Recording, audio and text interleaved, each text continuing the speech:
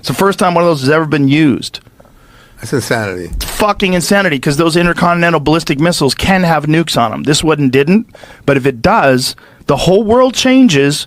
And it changes because of the military-industrial complex, and it changes because of the money that's going to Ukraine, and it changes because the outgoing president or whoever the fuck is actually running the country has decided to do something fucking insane.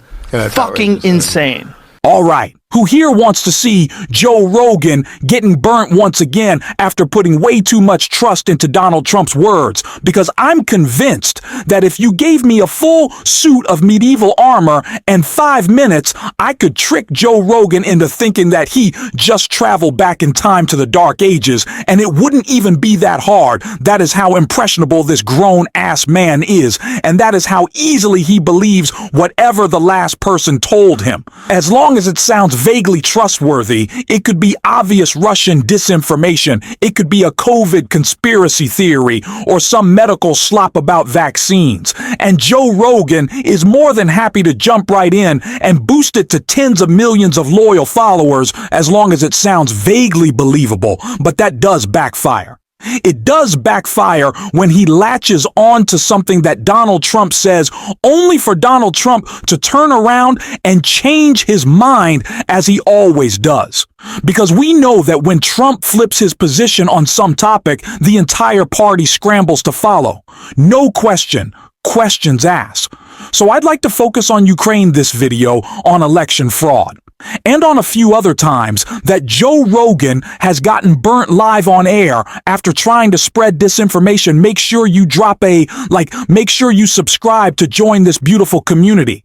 And before we jump into this first clip of Joe Rogan, I do want to highlight something incredibly bizarre that JD Vance decided to post yesterday during Thanksgiving. Presumably, JD Vance was with his wife and kids, maybe his parents. He was with his family yesterday, I'm assuming.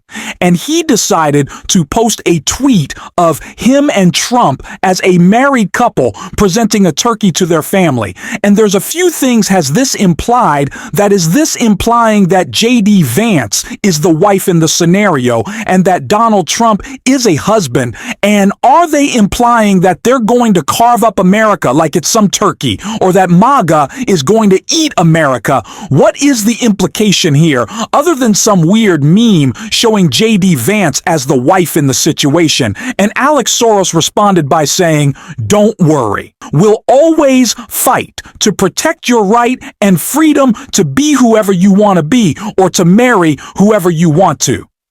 You know, we do not judge in all seriousness. What a bizarre post. But let's move on to the main topic of today's video, and that is Joe Rogan getting burnt by Trump's flip-flopping on Ukraine and Russia. Now, Trump has not completely flip-flopped, but a MAGA supporter named Michael Tracy and other MAGA pundits on Twitter have been relentlessly complaining about Trump's new picks. Michael Tracy just posted yesterday General Keith Kellogg, who Trump just named, quote, the special envoy for Ukraine and Russia, has said the end game for the war is, quote, evicting the Russians from Ukraine, including the Bass in Crimea, resulting in the downfall of Putin. Quote, I don't think there's going to be any negotiations. All right, let's back up for 1 second. It seems that Joe Rogan is about to wake up to a hard truth about Donald Trump, because Rogan has adamantly been against funding the war of Ukraine. Lately, he's been saying Zelensky, Ukraine,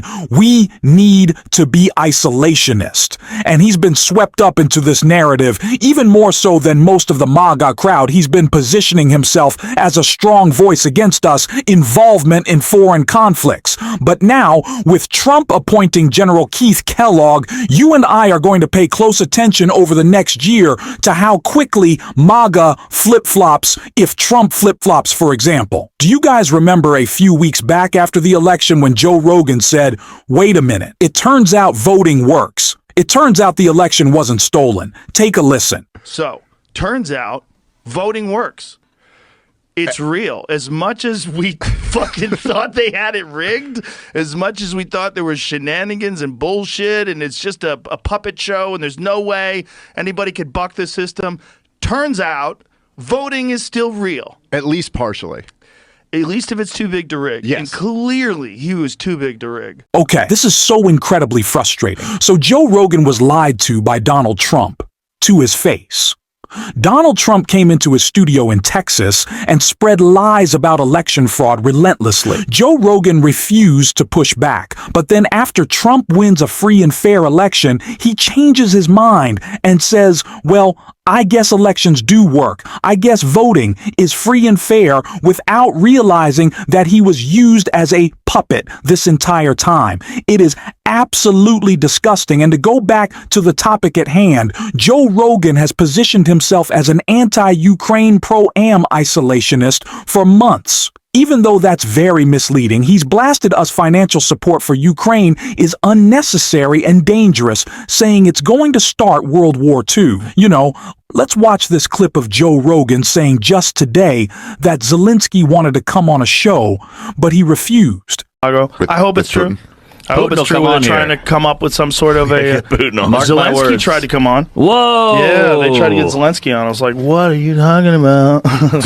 When you get an offer for somebody, they must come at your bookers or whatever. Do you like stop and like, hold on, let me think about this, whether I want to be part of the story 100%. Or not, whether it'll be interesting or not? Well, I wanted to stay out of the presidential election shit. Yeah, what happened? This is so disgusting. He wanted to stay out, but he ended up interviewing just one candidate. And then when Zelensky wanted to be interviewed, he said no, he's not going to interview Zelensky. He's only going to talk about him relentlessly on his show. Joe Rogan said this about Zelensky a few days back. I don't know shit about politics. Zelensky says Putin is terrified. Fuck you, man. Fuck you people. You fucking people are about to start World War III. Yeah, it's crazy. Russia fired a missile today. I feel like they fired an intercontinental ballistic missile for the first time ever. It's the first time one of those has ever been used.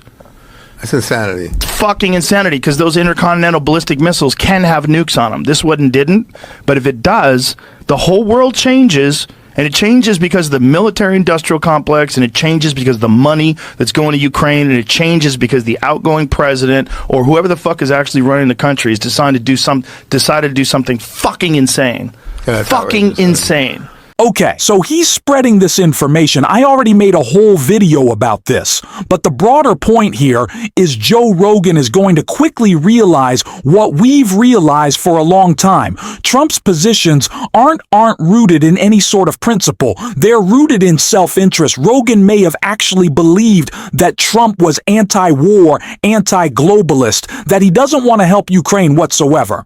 But now Michael Tracy, another MAG supporter, says this. General Keith Kellogg, Trump's new envoy for Ukraine and Russia, distinguishes his position from Biden's by complaining that Biden hasn't sent enough arms to put Ukraine in a, quote, position of strength. Kellogg, you have to give more arms to them. You can't trust the Russians. So there's a few things happening right here. And we all have to take a nuanced position. Is Trump suddenly switching from somebody who is sympathetic towards Putin to being a pro-Ukraine candidate? No, that is not what is happening. Trump is not shifting due to any sort of principle. Trump is not shifting due to any sort of altruism. He's doing it potentially to secure his legacy and try to become some hero and solve this geopolitical problem. But what's happening here is that General Keith Kellogg does not disagree with Biden because he is pro-Russia. He thinks that Biden should have been stronger towards the beginning of the war. And actually, that's an argument that I am somewhat sympathetic to. Now, Biden was walking a tight RPP, but there is an argument to be made that if Biden would have shown a lot more strength right at the beginning of the Ukraine-Russia war, then Russia would not have had a monopoly on the escalatory rhetoric. So I'm going to be 100% honest with you guys. General Keith Kellogg being appointed as the envoy to Russia and Ukraine is good news for liberalism abroad. We will take the win when we can. And it's not just a win for liberalism globally. It shows that Trump's ego can be manipulated. Liberals need to play the long game here. If we can frame Trump's actions as some savior for Ukraine, which I know it's painful, but just think about the Ukrainian people. If we can say, dude, you'd be a pro-America. America first hero if you stay on this path, and if you, in general, Keith Kellogg can secure this victory, I think Trump may actually fall for that. It's a strange dynamic, but when you're dealing with somebody as ego-driven as Trump, the narrative matters more than the policy itself, as long as we can get the policy enacted.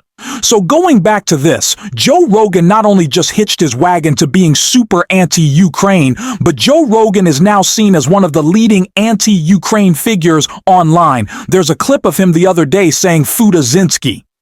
I just played the clip that got 50 million views easily across Twitter, Instagram, and TikTok. That clip went viral. Joe Rogan hitched his drag into a situation that he does not understand, and Trump may have just burnt him again. Trump isn't all a sudden super pro. Ukraine Trump is trying to secure his legacy, and that leads to General Keith Kellogg being asked, can the Bay administration negotiate with Russia? And Kellogg essentially says, no. You cannot negotiate with Russia. You can only give Ukraine more equipment. That's a great stance. That is a good stance.